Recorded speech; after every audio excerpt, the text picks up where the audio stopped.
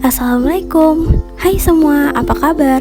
Perkenalkan, nama saya Witri Amanda Putri, dan di sini saya akan memaparkan materi dari mata kuliah Biopsikologi yang berjudul Penerapan Biopsikologi dalam Pengembangan Perilaku Manusia. Disimak bareng-bareng ya. Nah, sebelumnya apa sih biopsikologi itu? Biopsikologi ini adalah studi ilmiah tentang biologi perilaku.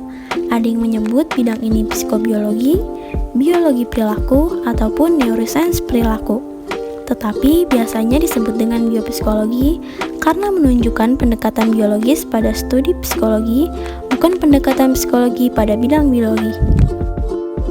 Nah, tahapan perkembangan pada manusia itu dibagi menjadi 4. Yang pertama ada masa kanak-kanak, yang kedua ada masa remaja, yang ketiga ada masa dewasa, dan yang terakhir ada masa tua. Nah, yang pertama ada masa kanak-kanak. Masa ini disebut negativisme pertama. Masa negativisme kedua timbul pada usia 5-6 tahun saat anak mulai mengenal lingkungan yang lebih luas. Masa negativisme kedua ditandai dengan sikap temper tantrum, yaitu perilaku mengamuk, menangis, menjerit, menyerang, dan menyakiti dirinya sendiri apabila ada keinginannya yang tidak terpenuhi. Yang kedua adalah masa remaja, yang merupakan masa transisi. Masa ini seringkali menimbulkan perilaku-perilaku aneh, canggung, dan kalau tidak terkontrol bisa menjadi kenakalan. Oleh karena itu, masa remaja disebut masa negativisme ketiga. Masa ini ditandai oleh kematangan seksual, perubahan sekunder pun terjadi, badan bertambah tinggi dan sangat cepat. Yang ketiga adalah masa dewasa. Pada beberapa laki-laki terjadi nampak gejala seperti perilaku remaja kembali, contohnya senang bersolek, jatuh cinta lagi, pemarah maupun emosional. Orang awam menyebutnya puber kedua.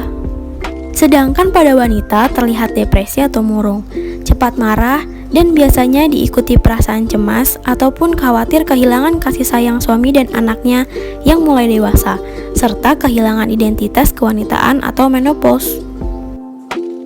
Yang terakhir adalah masa tua. Pada saat mereka pensiun, mereka kehilangan kesibukannya. Anak-anak pun mulai menikah dan meninggalkan rumah. Badan mulai lemah dan tidak memungkinkan bepergian jauh. Hal ini menyebabkan semangat mulai menurun, mudah dihinggapi penyakit, dan mengalami kemunduran mental. Hal ini disebabkan kemunduran fungsi otak, sehingga sering lupa, daya konsentrasi pun berkurang, dan biasanya disebut kemunduran senil. Kesimpulannya adalah, konsep biopsikologi itu melihat bahwa sifat dan tingkah laku manusia tergantung pewarisan dari induk asal. Dan tahapan perkembangan biopsikologi dimulai dari masa kanak-kanak, masa remaja, masa dewasa, dan masa tua, yang masing-masing tahapan memiliki karakteristik pertumbuhan dan perkembangan yang berbeda. Nah, sekian yang dapat saya sampaikan. Mohon maaf atas kekurangannya. Wassalamualaikum warahmatullahi wabarakatuh. Dadah.